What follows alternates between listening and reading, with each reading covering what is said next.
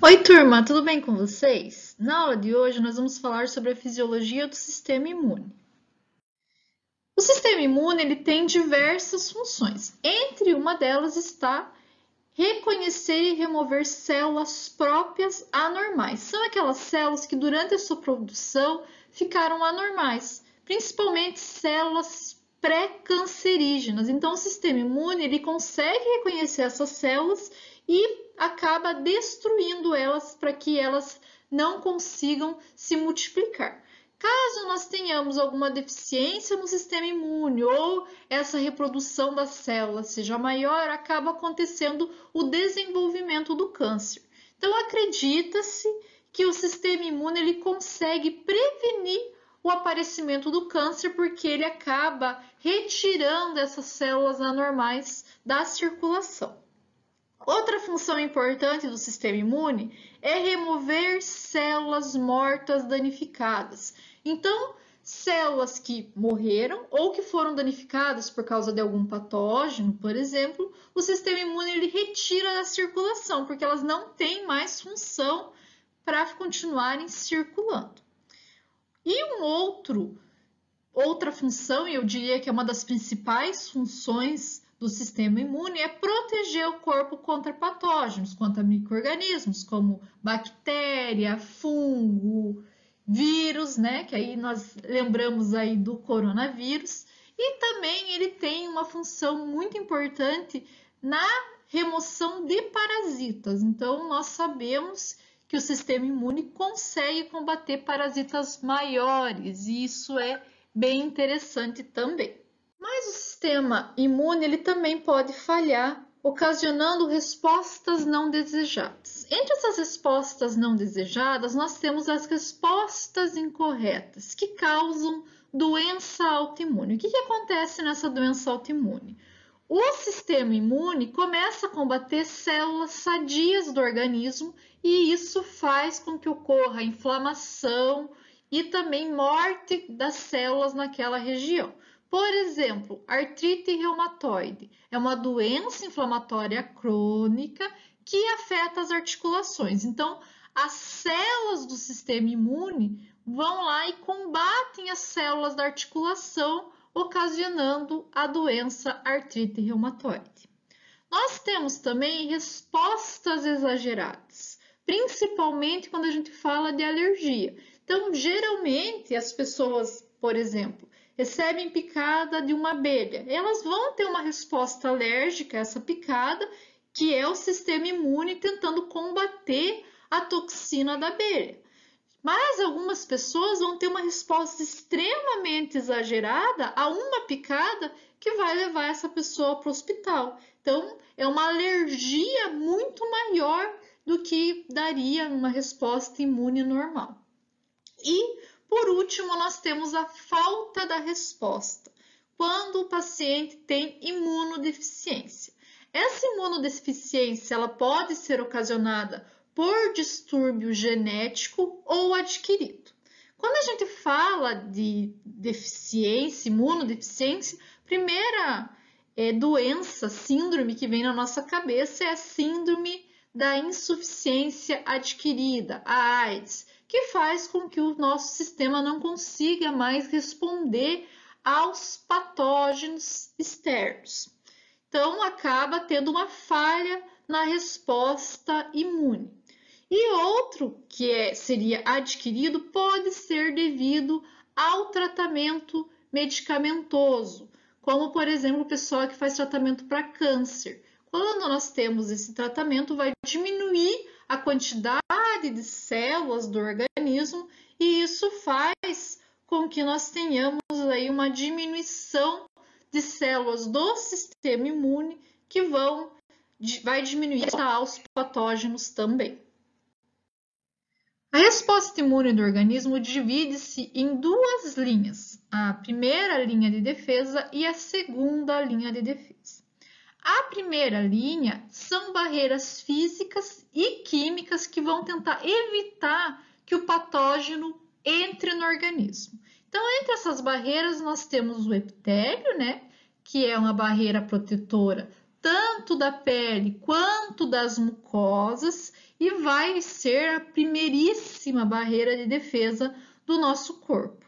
Se acontecer, por exemplo, nós nos alimentarmos com algo que possa causar uma doença, então nós teremos aí as secreções salivares e também outras secreções como muco, que vão atuar liberando imunoglobulina para interceptar e inativar os patógenos que estão sendo ingeridos e também os que estão sendo inalados. E quando eu falo inalados, vocês pensem que o nosso pulmão ele tem uma grande quantidade de muco para segurar esses patógenos. E não somente micro-organismos, pode ser substâncias, pode ser poeira, que vão ficar presos nesse muco e não vão conseguir entrar no nosso organismo.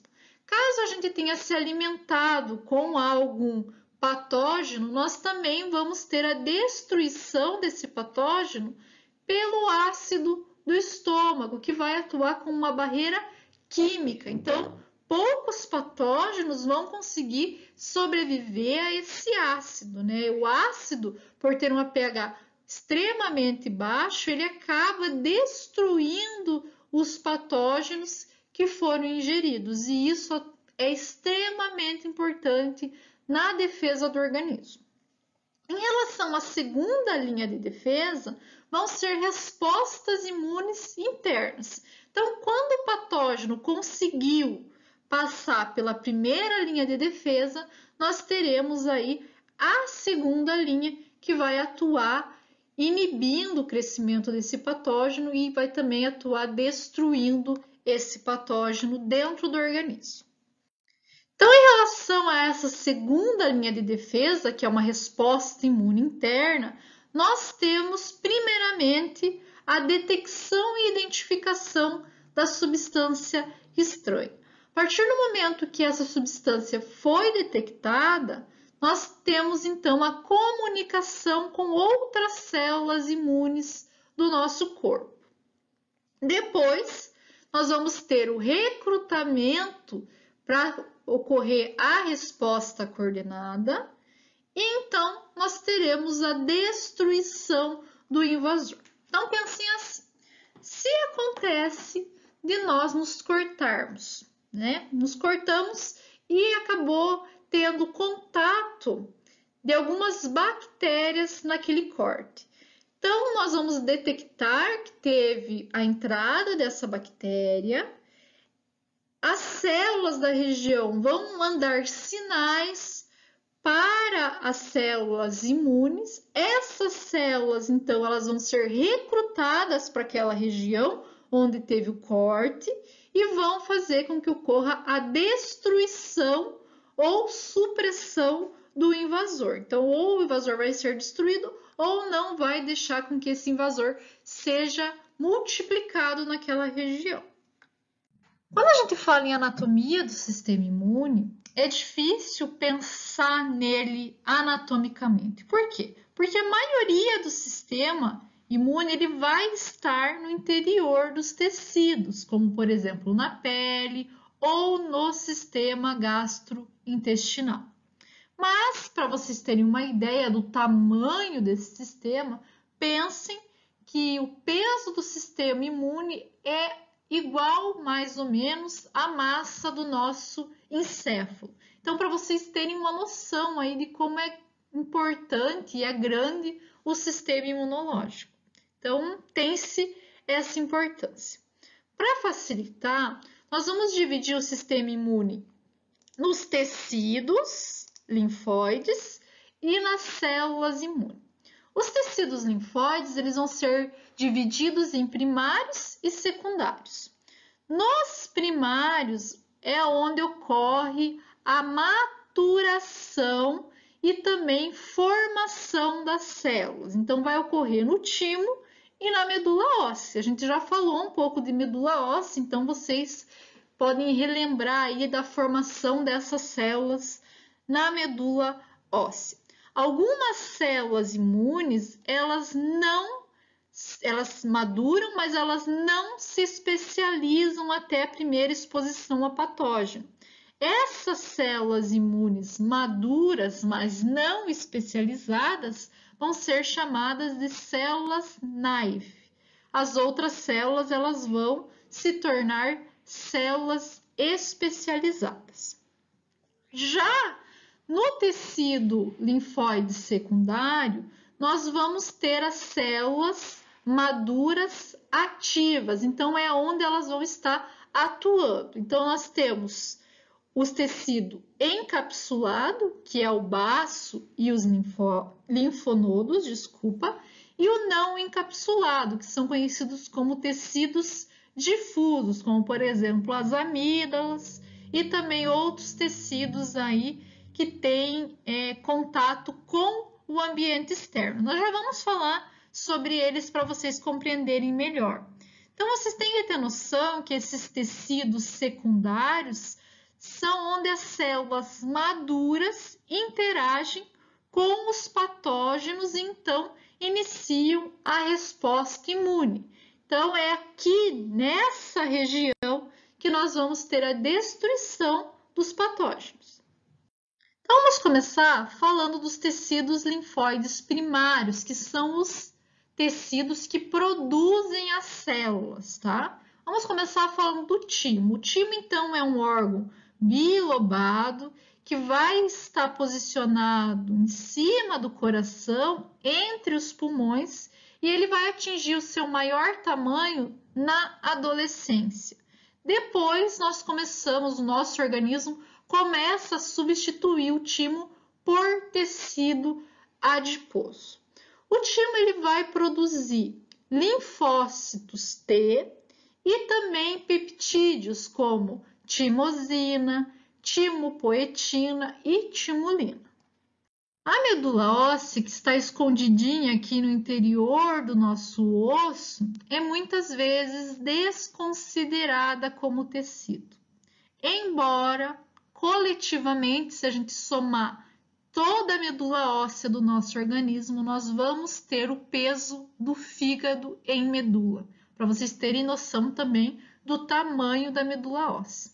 Então, ela é um tecido extremamente vascularizado, com diversos seios sanguíneos e é revestida por epitélio. Então, aqui eu coloquei uma foto que eu achei magnífica, onde nós temos a produção das nossas células dentro da medula óssea.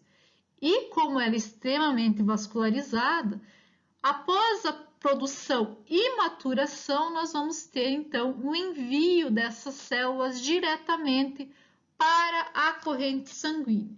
E elas muitas vezes vão para a corrente sanguínea para serem enviadas para os órgãos onde elas vão atuar. Algumas vezes, é claro, elas vão ficar na corrente sanguínea, depende do tipo de célula. Mas a gente vai falar sobre isso, não se preocupe.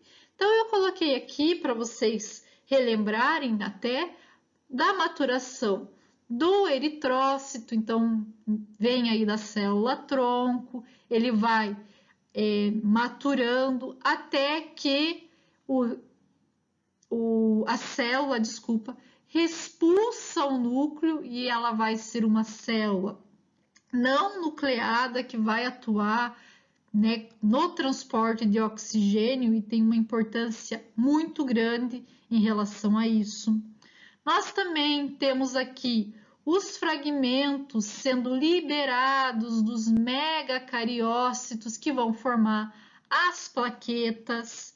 E aqui nós temos a célula tronco fazendo com que ocorra a maturação do neutrófilo, que vai também para a corrente sanguínea.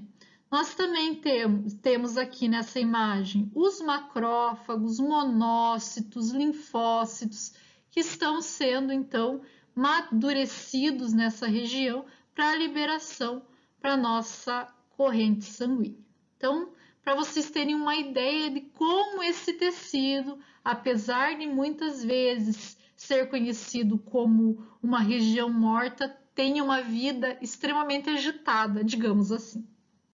O baço faz parte do tecido linfóide secundário, é um órgão encapsulado que tem o tamanho aproximadamente de um punho, é considerado o maior órgão linfóide do corpo por alguns autores, a gente já vai entender por quê, e ele vai estar localizado no quadrante superior esquerdo, próximo ao nosso estômago. E por que ele é encapsulado? Porque ele contém na sua superfície uma cápsula de tecido conectivo.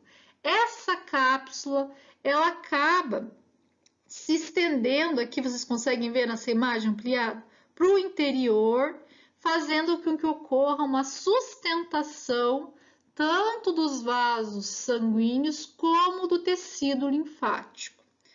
Nós temos um órgão extremamente irrigado, que tem uma região conhecida como polpa vermelha. Nessa região nós vamos ter uma concentração grande de macrófagos que vão destruir células invasoras, substâncias estranhas e também eritrócitos velhos, por exemplo, eritrócitos que estão danificados, vão ser destruídos nessa região.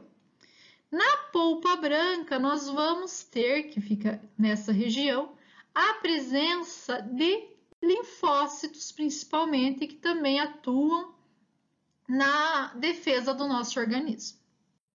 O linfonodo, ele faz parte do tecido linfóide secundário e ele vai estar distribuído em diferentes regiões do organismo. Então, a gente consegue ver linfonodo aqui, próximo à axila, próximo à virilha, né? Então, a gente consegue ver ele bem distribuído. Lembrando que ele é um tecido encapsulado, então ele vai ter tecido conectivo em volta dele, tá? Detalhe interessante, o linfonodo, ele vai ser extremamente ativo dependendo da região onde está tendo a infecção. Por exemplo, quando a gente tem infecção de garganta, o que vocês sentem quando tem uma infecção bem grave? Vocês vão sentir os linfonodos dessa região atuarem, principalmente de trás da orelha, que vai estar inchado, vai estar dolorido. Por quê? Porque ele vai estar extremamente ativo, tá? Então, ele acaba atuando muito na defesa do nosso organismo também. Aqui nesse grupamento de células é onde nós vamos encontrar as células imunes, que vão estar interceptando os patógenos e também vão estar inativando os nossos patógenos. Então, vocês conseguem ver nessa região, quando a gente pega um linfonodo, e olha como ele é extremamente vascularizado também. E isso faz com que tenhamos uma importância muito grande na defesa do organismo. Então, os linfonodos vão auxiliar muito na destruição desses patógenos. O sistema linfático difuso, eles são considerados agregados de células imunes e eles vão estar posicionados em locais estratégicos para interceptar os patógenos invasores antes deles chegarem à circulação. Então, nós vamos ter grupamentos desses tecidos em regiões estratégicas, como na pele, no trato respiratório, trato urinário e também trato genital. Por exemplo, nós temos aqui na pele as amígdalas e próximo ao trato gastrointestinal, o tecido linfático associado ao intestino, tá? Que é o GALT. Então, pessoal, lembra que eu falei que o baço era considerado o maior órgão? Alguns autores consideram o maior órgão linfóide o tecido linfático associado ao intestino, porque como nós temos uma alta vascularização naquela região e temos uma alta absorção de substâncias, nós temos também uma grande quantidade de tecido linfático aqui, que faz com que não tenha a entrada de patógenos no nosso organismo. Em relação às células imunes, a gente já falou um pouco sobre a produção dessas células quando nós falamos de medula óssea. Então, essas células imunes são leucócitos, que se desenvolvem, que se modificam em diferentes tipos celulares. Então, nós vamos falar na aula de hoje especificamente a classificação e a função deles no organismo. Então, o que eles vão combater? Como que eles vão ser imunes? Como que vai ser a atividade imune dessas células? Então, vamos começar falando dos granulócitos. Os granulócitos, eles são células que contêm glânulos no seu citoplasma. Um dos principais são os basófilos e os mastócitos. Os basófilos, eles não são muito encontrados no sangue, mas eles podem ser observados quando estão sendo enviados para os tecidos linfóides secundários. Lá nos tecidos linfóides secundários, eles vão ser transformados em mastócitos. E por que eles são conhecidos como basófilos? Porque na presença de corante básico, os seus glânulos vão ser corados de azul. Por isso, nós temos esse nome basófilo. Como eu falei para vocês, eles são raramente encontrados no sangue.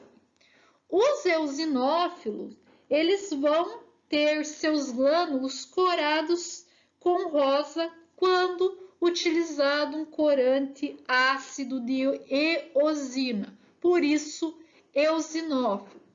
Além de ser granulócito, eles são considerados como células citotóxicas, ou seja, eles conseguem matar outras células. E isso é bem importante, é bem característico dessa célula. Para vocês terem uma ideia, nós encontramos no nosso sangue normalmente de 1 a 3% em relação aos leucócitos, a presença de eosinófilo.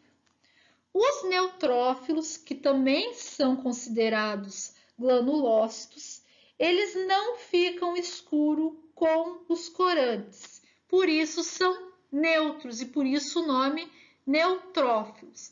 Além de serem granulócitos, eles também têm a característica de fagocitários, ou seja, eles conseguem englobar e ingerir seus alvos por fagocitose. Os monócitos estão presentes no sangue em pequena concentração, de 1 a 6%, e quando eles chegam no tecido secundário, eles são desenvolvidos para macrófagos, tá? Então, o macrófago, ele é derivado dos monócitos. E eles vão atuar como fagócitos, então vão englobar e ingerir seus alvos por fagocitose. Os linfócitos, que nós vamos ver, possuem diversos derivados, como por exemplo, os plasmócitos, eles vão atuar como células citotóxicas. Então, alguns, a maioria, digamos assim, vai atuar como células citotóxicas, que são células que vão conseguir destruir as células que atacam. Então, é uma característica bem interessante sobre os linfócitos. As células dendríticas a gente não falou ainda. Por quê? Porque quando a gente falou de células, a gente falou de células presentes no sangue. As células dendríticas, elas não estão presentes no sangue e por isso a gente não falou delas. Eu vou falar sobre cada uma delas nos próximos slides para vocês entenderem como que elas atuam. Mas antes disso, eu quero que vocês prestem bem atenção aqui na porcentagem desses leucócitos no sangue. Então, como eu falei, basófilos e mastócitos são raros. Os mastócitos, eles vão estar presentes no tecido. Eosinófilo, de 1 a 3%. Neutrófilos vão ser os que têm maior presença no sangue, de 50 a 70%. Os monócitos, eles vão estar aí entre 1 a 6%. Os linfócitos de 20 a 35% e as células dendríticas não estão presentes no sangue. Os basófilos e os mastócitos, eles são células conhecidas por liberar mediadores que contribuem para a inflamação. Então, os glânulos dessas células contêm histamina, heparina, citocina, outras substâncias também que envolvem a resposta imune e a resposta alérgica. Os basófilos, como eu falei para vocês, estão presentes raramente na circulação. E os mastócitos são derivados dos basófilos que vão estar presentes nos tecidos conectivos, principalmente na pele, nos pulmões e também no trato gastrointestinal. O eosinófilo, por sua vez, eles vão atuar contra parasitose. Então, quando nós fazemos um exame de sangue e tem um aumento maior que 3% de eosinófilo, nós já suspeitamos de infecção por parasitas, tá? Então, é comum, quando a criança está infectada por um parasita, ou um adulto, é claro, ter um aumento na concentração de eosinófilo. O eosinófilo ele vai atuar como célula citotóxica. Lembra que eu falei para vocês no slide lá onde eu mostrei todas as células junto. O que eles vão fazer? Eles vão atacar os parasitas que foram cobertos por anticorpo. Eles também vão ser responsáveis pela reação alérgica.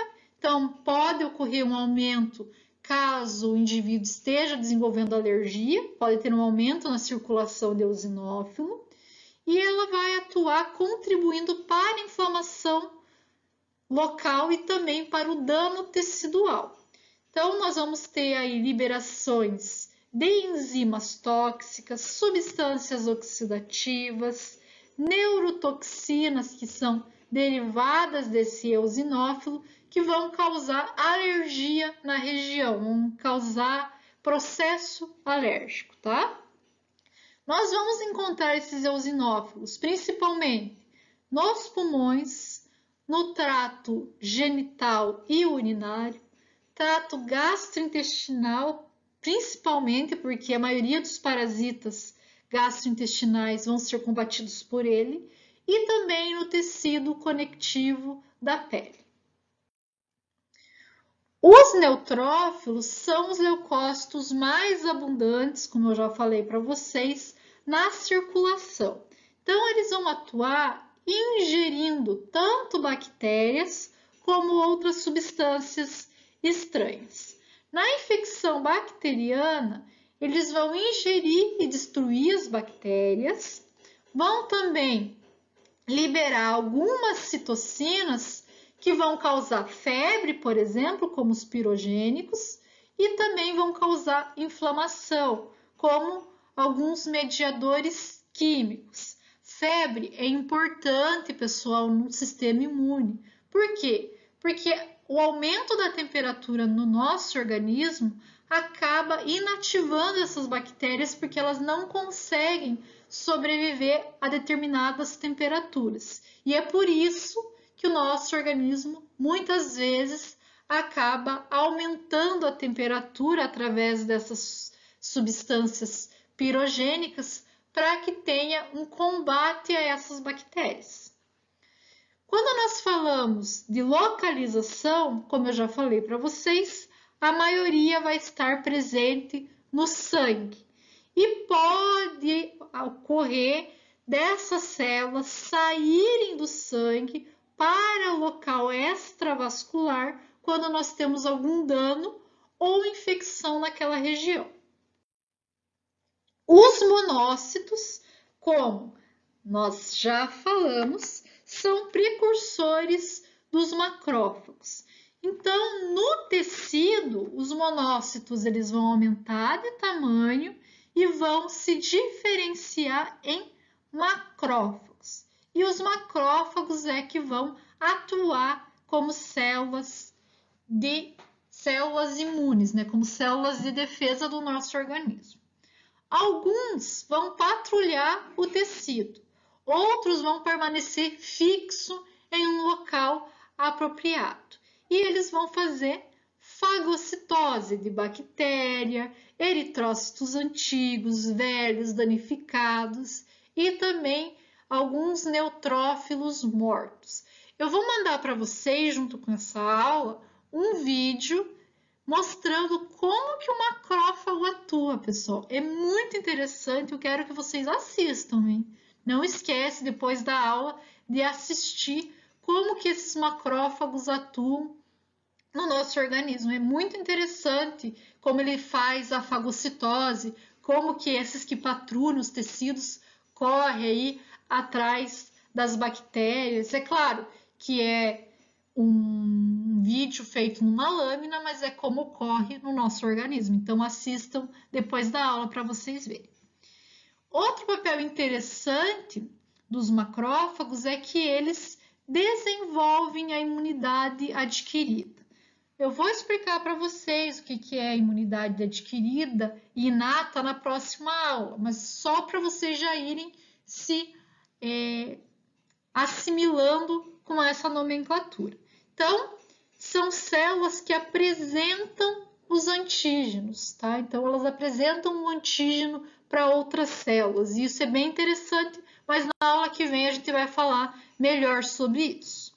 Os linfócitos, eles também podem se diferenciar em plasmócitos e estima-se que o nosso corpo tenha aproximadamente 1 trilhão de linfócitos. Então, vocês imaginem a quantidade desse tipo de célula presente no nosso organismo. Alguns estão na circulação, alguns no tecido linfático e depende muito, é claro, do tipo de linfócito.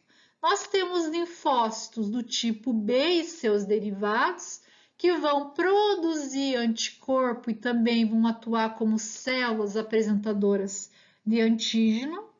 Nós temos linfócitos do tipo T e também linfócitos conhecidos como células natural killer, que vão fazer a defesa contra os patógenos intracelulares, como por exemplo o vírus. E é muito interessante a ação deles, nós vamos falar também um pouquinho melhor na próxima aula sobre eles. E a última célula de defesa do nosso organismo são as células dendríticas. Essas células, elas são apresentadoras de antígeno. Então, o que acontece?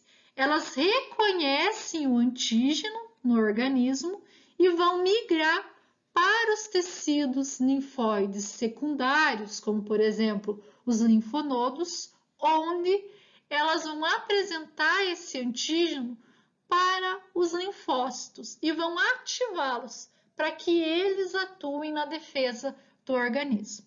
Então, é extremamente importante a ação dessa célula no organismo, tá? Nós vamos encontrar essas células dendríticas em diversos órgãos, tá? Um dos órgãos que eu já falei para vocês é a pele, e lá na pele nós temos ela como células de Langers, tá? Só para vocês relembrarem um pouquinho que a gente já falou um pouco sobre essa célula também. Então, pessoal, para não deixar nossa aula muito cansativa, eu dividi hoje apresentando a anatomia do nosso organismo e na próxima aula nós vamos falar detalhadamente o que é imunidade adquirida, o que é imunidade inata, como que o organismo atua combatendo essas células, tá? Qualquer dúvida, me mandem mensagem, como sempre, né? Estou à disposição. Obrigada!